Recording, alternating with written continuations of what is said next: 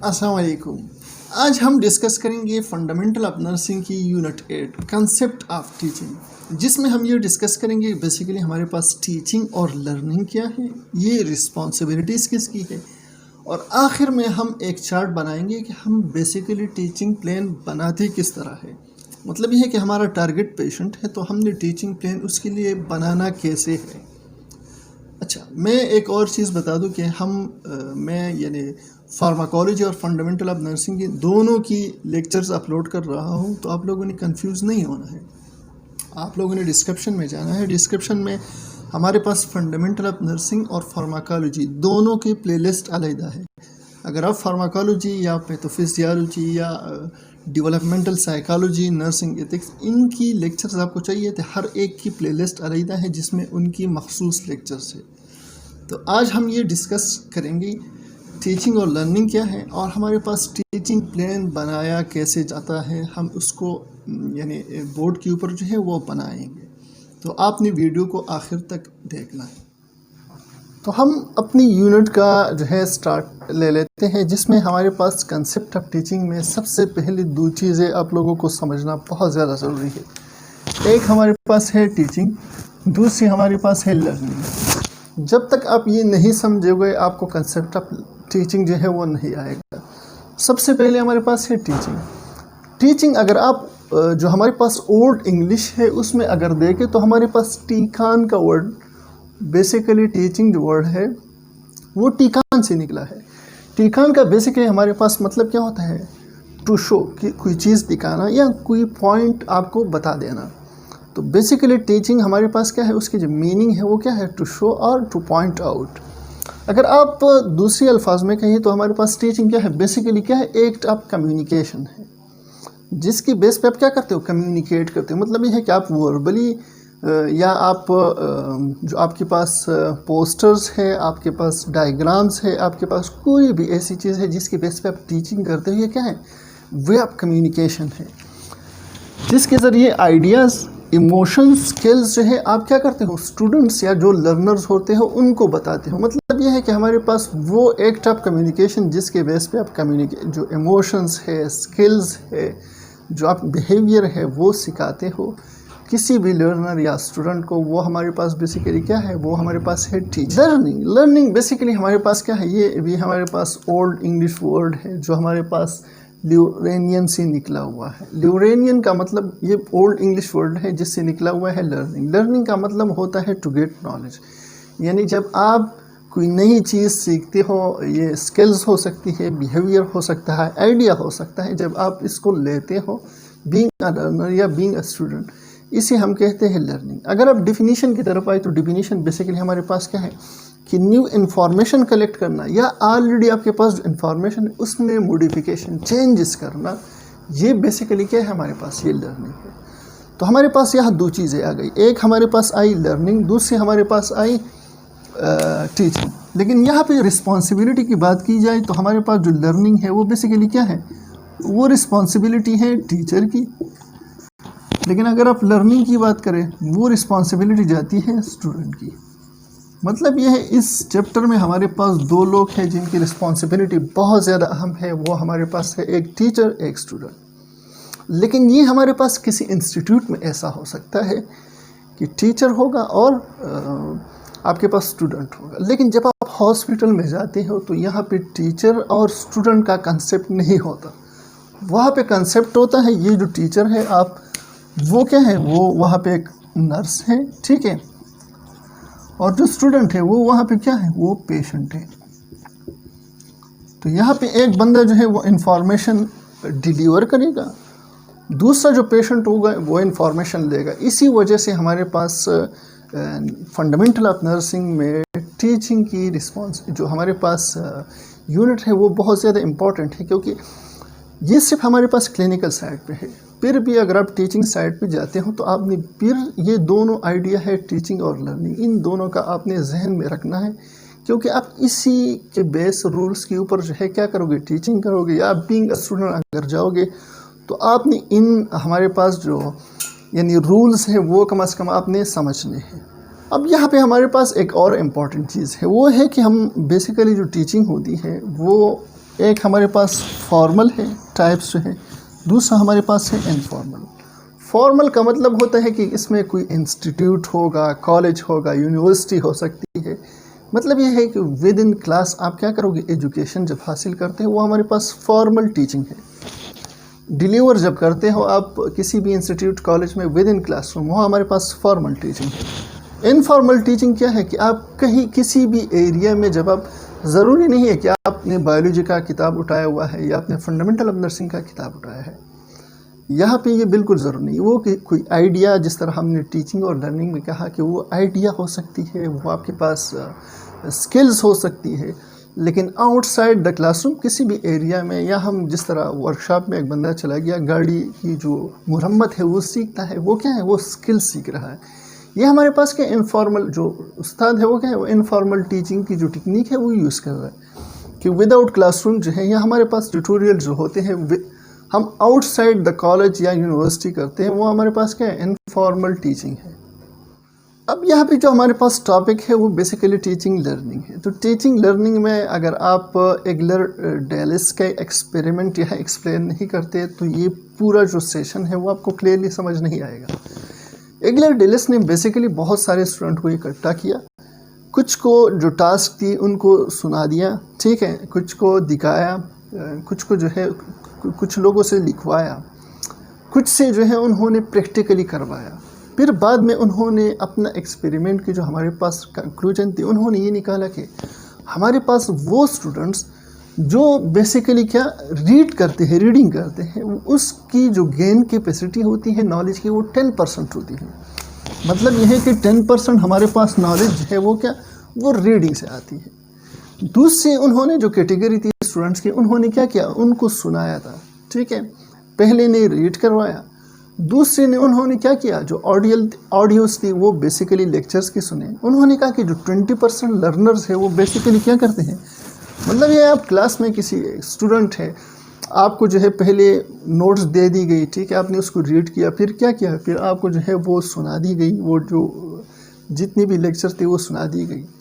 तो यहाँ पे आपकी दो कैपेसिटी, एक रीडिंग की, एक आपके पास क्या आई, एक आपके पास आई ऑडियो की।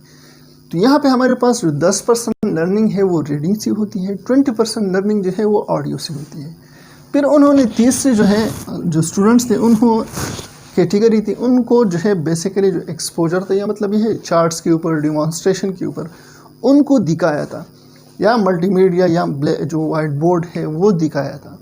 तो उन्होंने कहा कि 30% हमारे पास जो लर्निंग है वो बेसिकली किस चीज़ से आती है, वो हमारी विजुअल से आती है। जो चीज़ें हम देखते हैं बेसिकली 30% लर्निंग उससे होती है।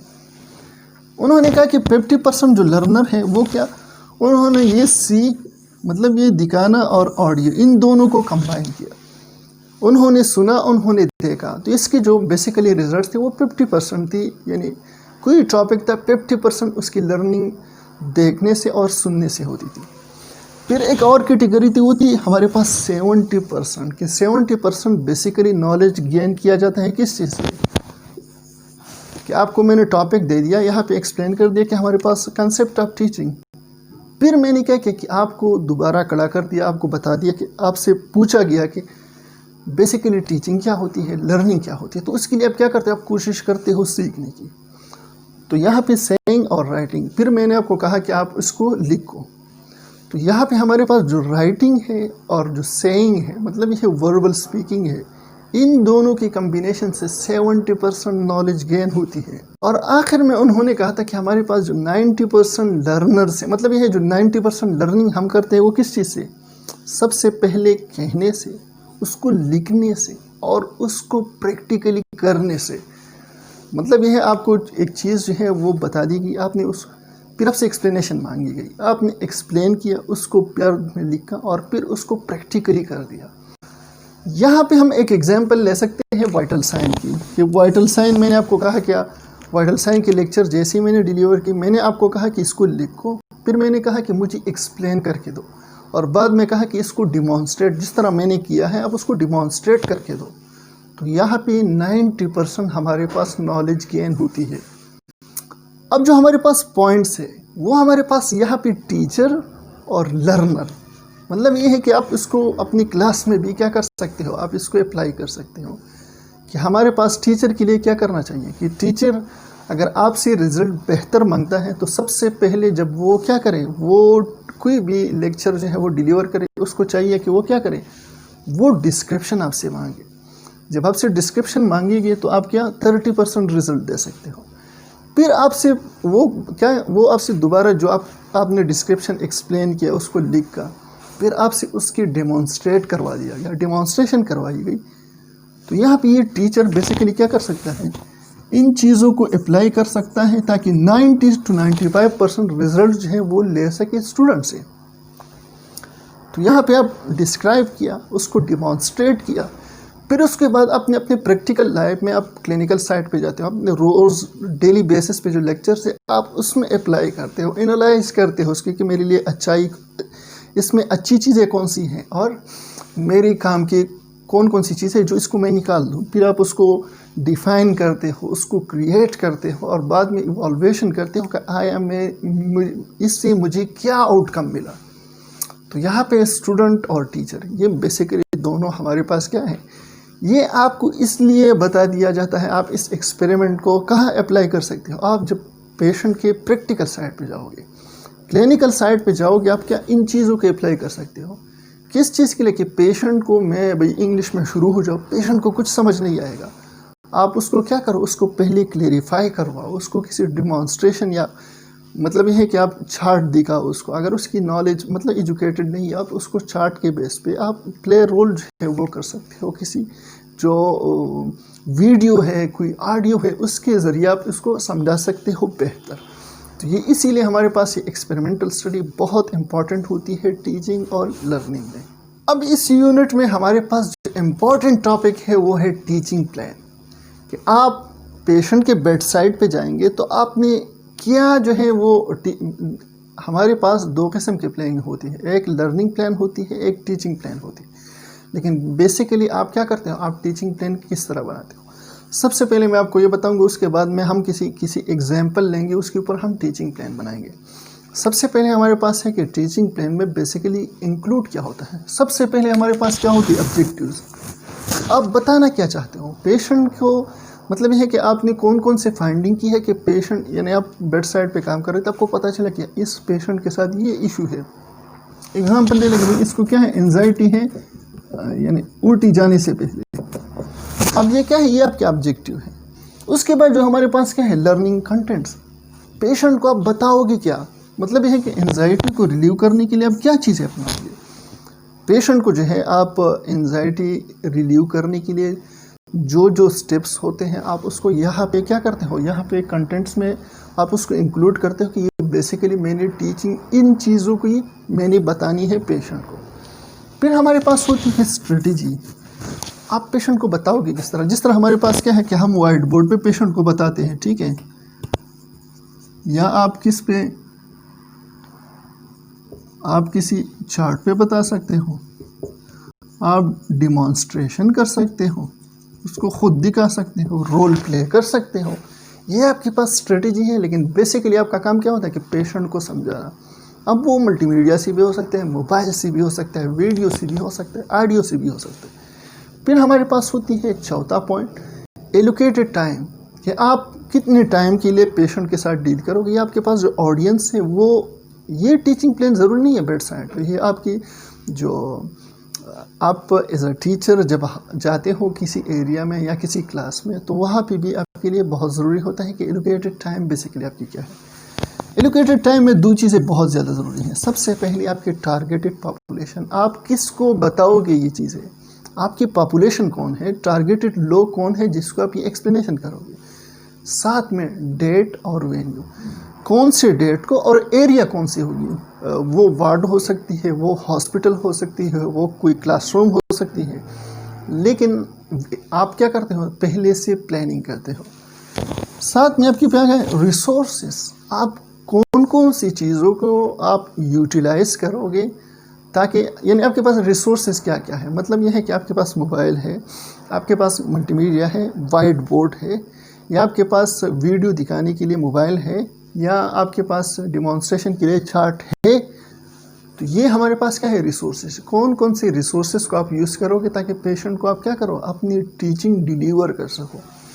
लास्ट में हमारे पास होती है इवॉल्वेशन। इवॉल्वेशन बेसिकली हमारे पास क्या है कि मैंने ये सारी चीज़ें मैं जो 5 स्टेप मैंने किए, पेशेंट को समझ आए या नहीं। इवॉल्वेशन में आप क्या कर सकते हो, जिन लोगों ने को आपने एक्सप्लेन किया है उनसे आप क्वेश्चन वही कर सकते हो जो आपके पास ऑब्जेक्टिव में थे।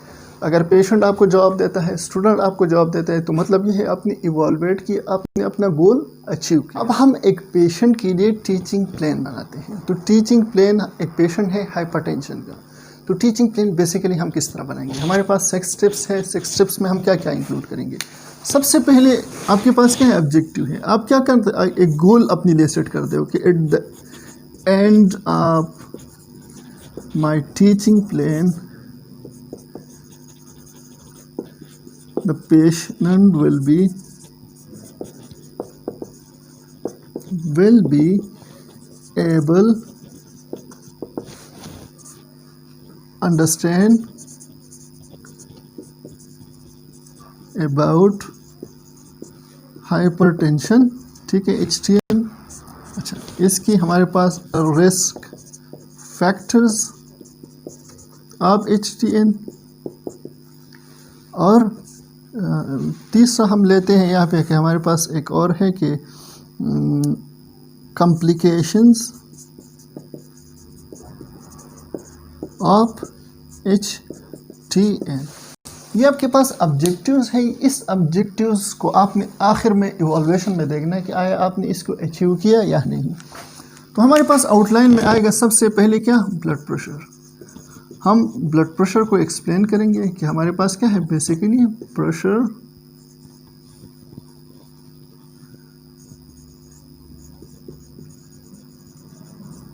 ऑफ ब्लड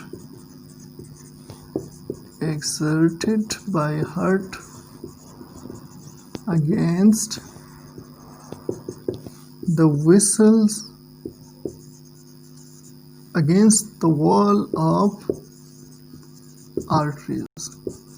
सबसे पहले आपने पेशेंट को समझाना है कि मैं आपको बताऊंगा कि हाइपरटेंशन क्या है। तो आपने अपने लिए आउटलाइन में लिखी कि ब्लड प्रेशर बेसिकली हमारे पास क्या है, ऐसी प्रेशर है जो हार्ट हमारी आर्टरी के वेसल्स के खिलाफ पहनता है। अब हमारे पास है कि आपने दूसरा ऑब्जेक्टिव लिया था क्या, कि रिस्क फैक्टर कौन कौन से हैं। तो रिस्क फैक्टर में हम लेते हैं कि ओबेसिटी, ठीक है, जेंडर, फैमिली हिस्ट्री, और हमारे पास आखिर में क्या है, एज ग्रुप की। तो तीसरी ऑब्जेक्टिव है वो क्या है, कॉम्प्लिकेशन है। तो आपने यहाँ पे लिखा कि हमारे पास हाइपरटेंशन जो है इसकी वजह से CVA हो सकता है। आपने कहा कि पेशेंट को हार्ट अटैक हो सकते हैं,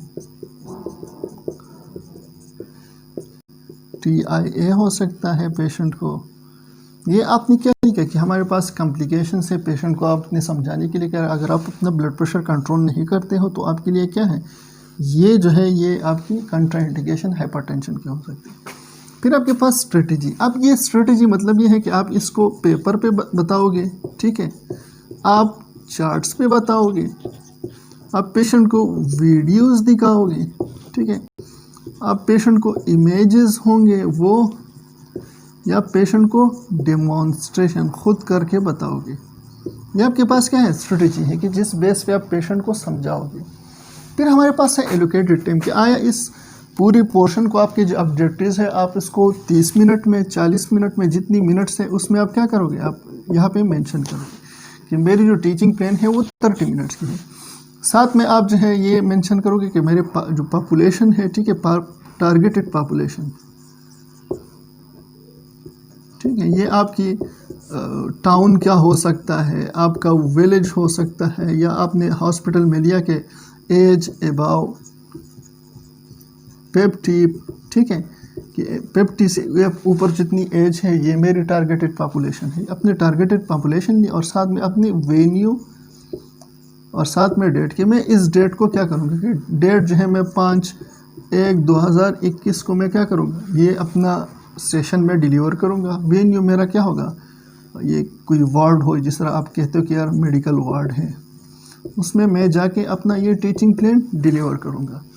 अब इसके लिए आप रिसोर्सेज क्या क्या यूज़ करते हो। रिसोर्सेज में आपके पास क्या है कि आप मल्टीमीडिया, ठीक है, आपके पास है नहीं वाइट बोर्ड है, आपके पास यानी वीडियो ऑडियो आप दिखाते हो किस चीज़ पे, उसका रिसोर्स क्या है, वो आपका मोबाइल है। ये वो रिसोर्सेज है जिसके बेस पे आप पेशेंट को क्या कहोगे, उसको यूटिलाइज करके, यानी ये स्ट्रेटजीज में क्या होती है कि आप पेशेंट को क्या करते हो, डेमोन्स्ट्रेशन दिखाते हो। अब डेमोन्स्ट्रेशन में जो रिसोर्सेज है वो क्या है, वो आपकी पब्लिक है, मतलब ये है 4 लोग हैं 5 लोग हैं, उसको आप गैदर करते हो, फिर उसको क्या करते हो, वो रिसोर्सेज है, वो लोग आपके रिसोर्सेज है, और जब उसको यूटिलाइज करते हो, मतलब ये है कि एक डेमोन्स्ट्रेशन करते हो, प्ले करते हो, वो आपकी स्ट्रेटजी है। आखिर में हमारे पास क्या है, इवैल्यूएशन। इवैल्यूएशन में हम क्या करते हैं, सबसे पहले पेशेंट से पूछते हैं what is hypertension, risk factors, आपकी वो होती है objective, risk factor of HTN, ठीक है, और आखिर में हमारे पास होती है कॉम्प्लिकेशन। ये मैंने सिर्फ जस्ट एग्जांपल दे दिया कि हम अगर इन 3 चीज़ों को ले लें ऑब्जेक्टिव्स में, तो इवैल्यूएशन में हमने ये चीज़ें देखनी कि आया पेशेंट को समझ आई या नहीं। अगर पेशेंट को समझ में आई तो आप क्या कहते हो, जो आपकी क्या थी, आपकी टारगेट थी कि ये लोग इन 3 चीज़ों को समझ सके, तो आपने यहाँ किया कि गोल अचीव्ड, कि मेरा जो गोल था वो क्या था, वो मैंने अचीव किया। मेरा बेसिकली मतलब क्या था कि 50 साल से उम्र ज़्यादा लोग के हो, या मेरे मोहल्ले के लोग हों, मेरे गांव के लोग हों, उनको ये चीज़ें समझ आनी चाहिए। तो इवैल्यूएशन में बेसिकली हम यही चीज़ें फिर दोबारा पूछते हैं कि आया पेशेंट को समझ में आई है या नहीं। तो आज का ये हमारा यूनिट जो था वो यहीं पे ख़त्म होता है। आपको ये वीडियो पसंद आई है तो आप इसको लाइक करें, साथ में शेयर करें, और चैनल को सब्सक्राइब कराना ना भूलें, मतलब इससे कम से कम हमें मोटिवेशन मिलेगी ताकि हम मज़ीद वीडियोस आपके लिए बना सकें। Thank you so much.